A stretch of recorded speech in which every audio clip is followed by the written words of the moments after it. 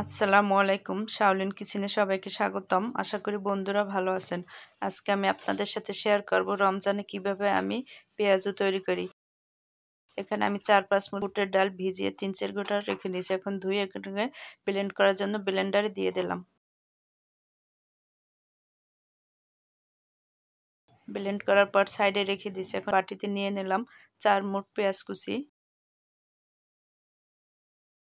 1 মুঠ কাঁচামরিচ কুচি, 1 মুঠ পুদিনা পাতা কুচি, স্বাদ মতো লবণ, সামান্য হলুদ। এখন আলতো হাতে এগুলোকে মেখে নেব। এসে তারও দিয়ে দিলাম 1 মুঠ রসুন কুচি। এখন আমি যে ডাল ব্লেন্ড করে রেখেছি সেখান থেকে অর্ধেক ডাল এখানে আমি নিয়ে নেব। এখানে আমি আজকে অর্ধেক ডালের পেঁয়াজ বানাবো এবং অর্ধেক ডাল ফ্রিজে রেখে দেব।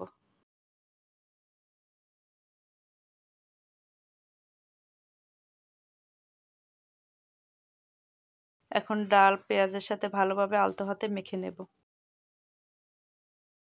কিছু সময় মাখার পর এখন চুলায় একটা ফ্রাই প্যান বসিয়ে পেঁয়াজু ভাজার জন্য চলে যাব। চুলায় একটা ফ্রাই প্যান দিয়ে তেল দিয়ে এখন তেলটাকে গরম করে নিলাম। এখন আমি যে ডাল এবং পেঁয়াজ মেখে রেখেছি সেখান থেকে তুলে তুলে তেলের ভিতর দিয়ে দিলাম। চুলার আঁচ মিডিয়াম করে আমি এখন এই পেঁয়াজগুলোকে লাল করে ভেজে নেব।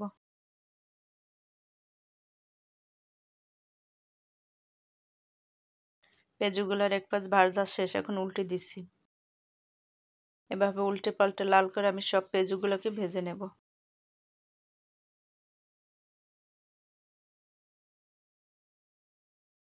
পেঁয়াজগুলো ভাজা শেষ, এখন আমি একটা প্লেটে তুলে নিলাম।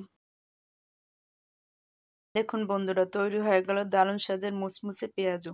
আপনাদের যদি আমার এই পেঁয়াজুর রেসিপিটি ভালো লেগে থাকে আমার ফেসবুক পেজকে ফলো করবেন, ফ্রেন্ডস এবং ফ্যামিলিকে শেয়ার করবেন, আমার ইউটিউব চ্যানেলকে সাবস্ক্রাইব করে বেল আইকনটি বাজিয়ে রাখবেন যাতে নতুন ভিডিও পেতে পারেন। সবাই ভালো থাকবেন, সুস্থ থাকবেন। আল্লাহ হাফেজ।